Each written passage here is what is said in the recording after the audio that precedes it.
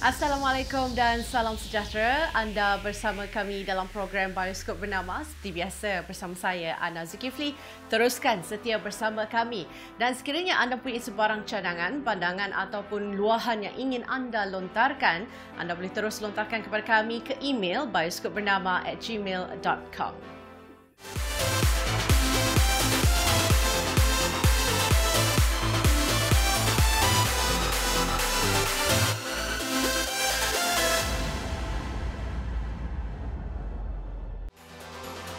Akibat pandemik COVID-19, banyak syarikat yang terpaksa menutup operasinya kerana tidak mampu menanggung beban kerugian. Antaranya syarikat Akbar Utusan Malaysia yang merupakan syarikat akbar tertua di negara ini terpaksa menutup operasinya yang lebih 80 tahun pada 9 Oktober tahun lalu. Ramai yang tertanya-tanya, apa nasib lebih 800 kaki tangannya memulakan kehidupan baru? Ikuti paparan yang kami sediakan ini.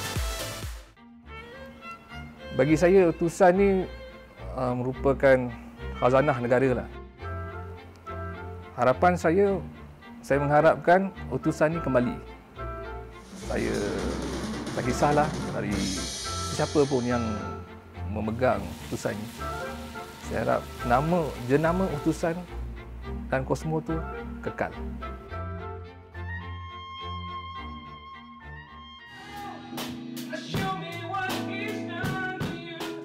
Nama saya Muhammad Najib bin Muhammad Noor, bekas kaki tangan utusan Melayu yang diberhentikan baru-baru ini. Setelah diberhentikan pada 9 Oktober tu,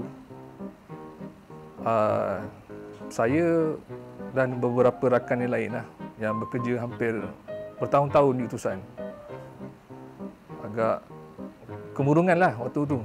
Sebab yalah, kita fikirkan masa depan apa nak jadi kan. Bagaimana nak menyara kehidupan keluarga dengan tak ada kerjaya kan. So akhirnya setelah seminggu jugalah saya menerima hakikat atas kejadian ni, dan saya redalah dengan rezeki yang saya peroleh daripada bekerja di utusan tu. Sikit-sikit saya membina syarikat sendirilah. Iaitu saya menubuhkan studio latihan muzik, studio rakaman dan segala-galanya membabitkan rakaman audio. Saya menubuhkan company ini dengan nama Sarang Suara Studio. Selepas diberhentikan baru-baru ni pun saya tak seralat sangatlah. Bahkan makin bertambah rezeki saya. Dan kita sebagai umat Islam, kita harus percaya bahawa rezeki itu datang daripada Allah. Itu je. Di sinilah Sarang Suara Studio.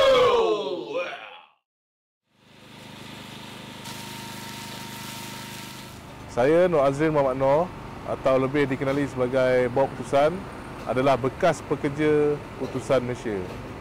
Alhamdulillah, daripada berkat kesabaran dan tawakal tu yang kita sebagai orang Islam, menu-menu saya mendapat tempat. Banyak orang order melalui online. Lepas tu tak nak, saya dengan sepupu saya terpaksa hantar sendiri dah naik motor. Jadi dekat situ kita nampaklah setiap hari ada peningkatan order. Alhamdulillah. Untuk permulaan, saya bermula dengan buat sendiri kedai ni, lebih kurang 1,800 keluar modal. Masa tu adalah korek-korek tabung dengan duit balance kerja yang terdahulu. So inilah dia, 1,800. Menu-menu top dekat sini, cucur udang Penang, mi rebus Penang. Yang tambahan, kuih tiaw sup daging. Lepas tu char kuih tiaw kerang dan sirap sarbat. Itu antara killer dish dekat sini lah. Bagi saya, semangat tu kena ada lah dekat diri masing-masing. Satu yang penting, kita sebagai orang Islam kena ingat ada hikmah apa yang berlaku. Jadi teruskan kehidupan. So apa-apa tawakal je.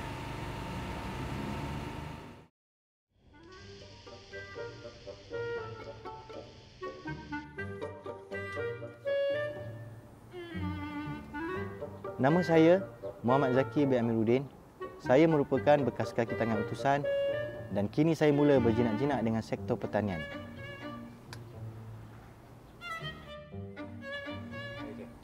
Saya menggunakan kaedah fertigasi dan tanaman yang ada seperti cili, bendi, timun, terung serta ulang-ulaman.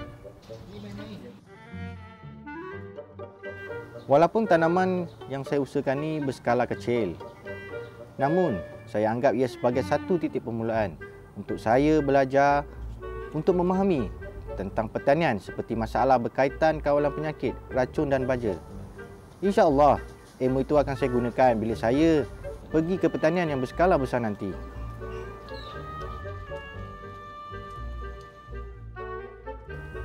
Beginilah saya. Setiap hari datang ke kebun, meracun, membaja, merumput bagi tanaman saya dalam keadaan subur dan baik. Nasihat saya pada kawan-kawan saya di luar sana, saya mengucapkan semoga berjaya di dalam apa saja bidang yang diceburi selepas anda bukan lagi dalam keluarga utusan. Tapi utusan tetap istimewa di hati saya sampai bila-bila.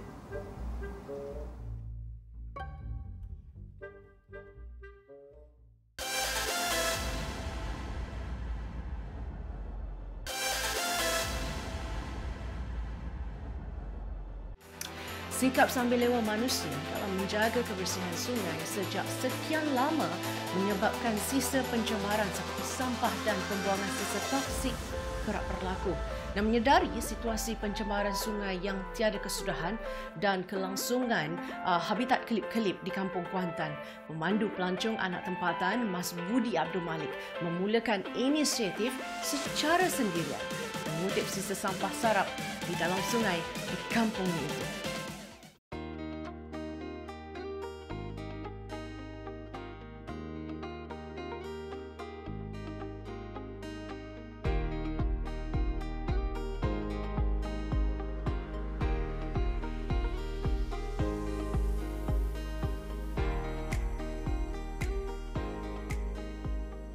Assalamualaikum, nama saya Mas Budi Abdul Malik, berusia 33 tahun.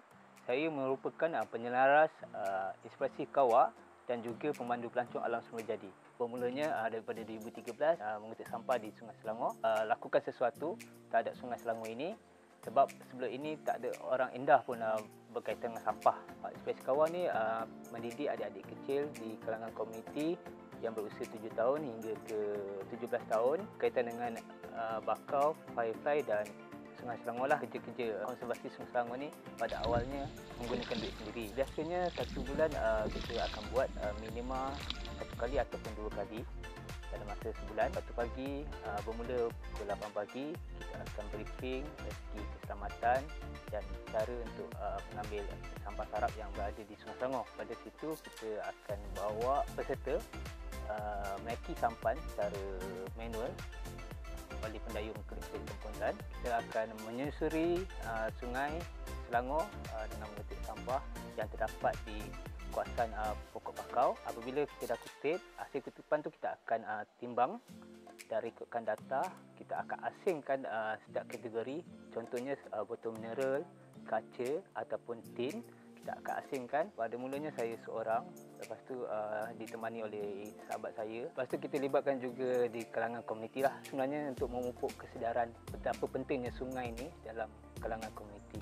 Cetusnya idea untuk memulakan kerja-kerja konservasi ini adalah saya ingin melihat keindahan, tapi apakah sumbangan saya dalam keindahan itu sendiri. So daripada situ terdetiklah daripada hati saya untuk lakukan sesuatu, cuba buktikan apa yang kita boleh sumbangkan kepada alam sekitar.